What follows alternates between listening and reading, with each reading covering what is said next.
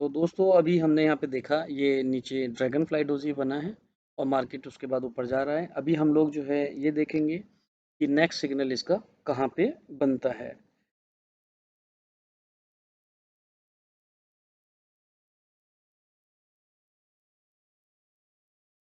तो अभी आप देखेंगे दोस्तों यहाँ पे नीचे ड्रैगन फ्लाई डोजी बना था और ड्रैगन फ्लाई डोजी बनने के बाद इसमें बाइंग आ गया और अब हम लोग जो है सेल का सिग्नल देखेंगे कहाँ पे सेल का सिग्नल।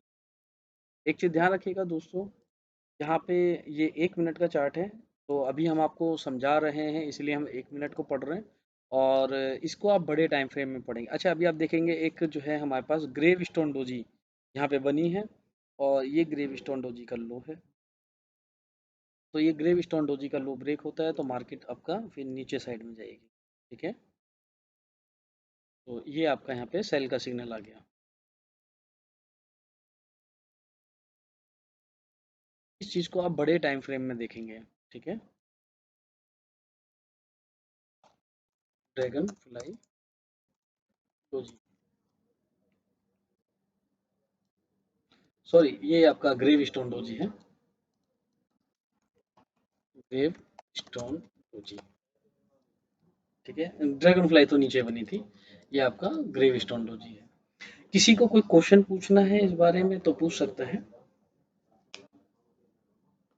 किसी के पास कोई क्वेश्चन? जी नहीं। अच्छा जब तक अभी हमारा बाई का सिग्नल नहीं आता है हम लोग बैक साइड में जाके पढ़ाई करेंगे कि बैक साइड में हमारे क्या सिग्नल बने हुए हैं।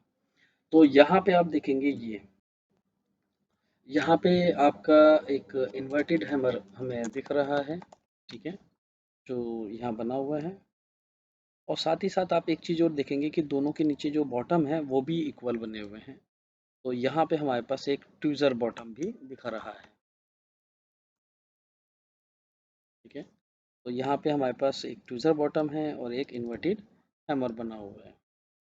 ठीक है, इसके बाद ये मार्केट गोइंग टू अपसाइड जैसे हम यहाँ देखेंगे, यहाँ पे हमें एक हैमर और एक ट्यूज़र बॉटम यहाँ पे दिखाई देता है। ट्यूज़र बॉटम को मैं एक काम करता हूँ सिलेक्शन भी दे देता हूँ यहाँ से यहाँ। ठीक है, ये आपका ट्यूज़र बॉटम हम पकड़ रहे हैं। ठीक है, तो ट्यूज़र बॉटम भी हम अभी सेल का सिग्नल बना हुआ है तो यहाँ से ये मार्केट ने 50% ब्रेक किया और ये यहाँ पे ये बाई का सिग्नल यहाँ से बना। ठीक है, इसके बाद मार्केट ऊपर। अब इससे पीछे अभी हमारे पास कोई बाई का सिग्नल नहीं है, अभी हम लोग सेल के सिग्नल में बैठे हुए हैं। बैक साइड में जाके हम लोग रीड करेंगे। अब आप यहाँ देखेंगे यहाँ एक सिग्नल बना हुआ है जिसको हम बोलते हैं बियरिश इंगल्फिंग। ये दोस्तों बियरिश इंगल्फिंग का पैटर्न बना हुआ है और ये यहाँ से हमें सेल का सिग्नल देता है। ये यहाँ से जब ये बियरिश इंगल्फिंग हो गया, ठीक है, कंप्लीट यार। ठीक है, तो दोस्तों इसी तरह से हमने हर एक एक सिग्नल को रीड आउट करना है।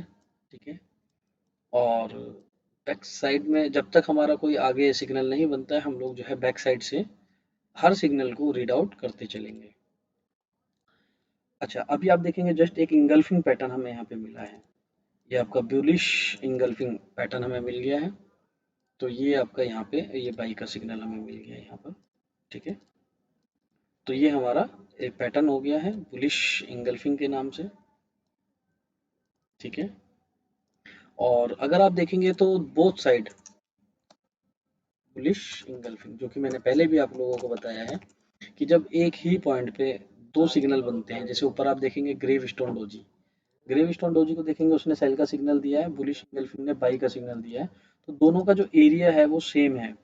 तो जब एक ही एरिया पे सेम एरिया पे सेलिंग और बाई बनती है तो उसको हम साइडवेज मार्केट के नाम से जानते हैं। तो दोस्तों ये हमारे यहाँ पे साइडवेज मार्केट बन गई है। ठीक है, तो ये जो दोनों नाम हैं अब हम इन दोनों नामों को हटा देंगे।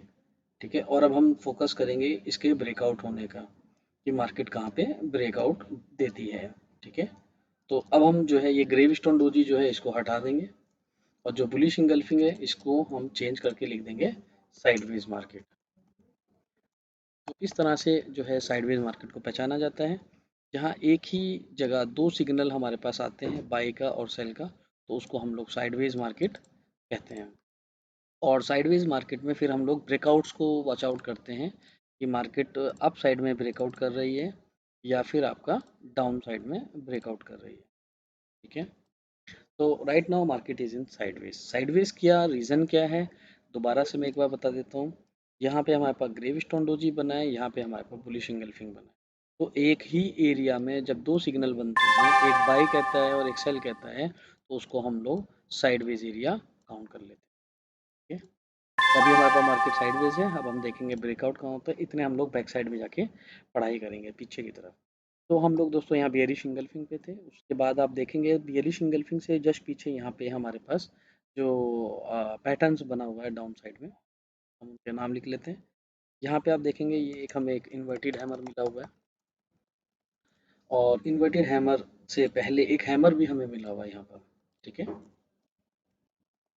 तो यहाँ पे बाई का सिग्नल आया था, और बाई के सिग्नल में आने के बाद आप देखेंगे कि जो हैमर है इसका हाई ब्रेकआउट नहीं किया, तो ये वाला हैमर हमारा फेक हो जाएगा, तो हम इसके ऊपर कट लगा देंगे, ठीक है। ये हमारा हैमर यहाँ पे फेक हो चुका है क्योंकि उसका हाई ब्रेकआउट नहीं हुआ है, तो हम इसके एस सिग्नल्स को हटा लेते हैं। इन्वर्टेड हैमर हमारा ठीक रहा, इन्वर्टेड हैमर का 50% ब्रेकआउट हुआ, उसके पास बाई का सिग्नल आ गया, तो ये यहाँ पे हमारा बाइंग आ गया, ठीक है। देन इसके बाद आप देखेंगे सेल का सिग्नल, यहाँ पे एक हमें शूटिंग स्टार मिला है ये। तो ये जो शूटिंग स्टार है, इसमें आप देखेंगे इसका लो ब्रेकआउट नहीं हुआ है, तो इसलिए हम इसको फेक सिग्नल कहेंगे। ये हमारा fake signal, then bearish engulfing से market going to down side. अच्छा, यहाँ पे आप देखेंगे ब्रेकआउट हमारा ऊपर की तरफ हो गया है, तो ये हमारा जो ब्रेकआउट था वो ऊपर की तरफ निकल गया है, ठीक है।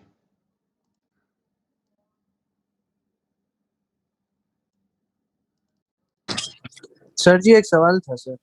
Yes sir, please ask me, क्या सवाल है आपका। सर पूछ रहा था सर 1813 या फिर वो 1815 कोई वो इम्पोर्टेंट लेवल आपको आपकी नजर में दिख रहा है सर? आपने शायद हमारी कल की वीडियो वॉच नहीं की है, हमने बताया था कि जो 1830 और आप देखिए 1830 से लेके 1850 ये जो लेवल है ये आपका रेसिस्टेंस लेवल है, और यहाँ पे आपका सेलिंग एरिया बनेगा, ठीक है। सर अगर 30 आपने नहीं 13 1300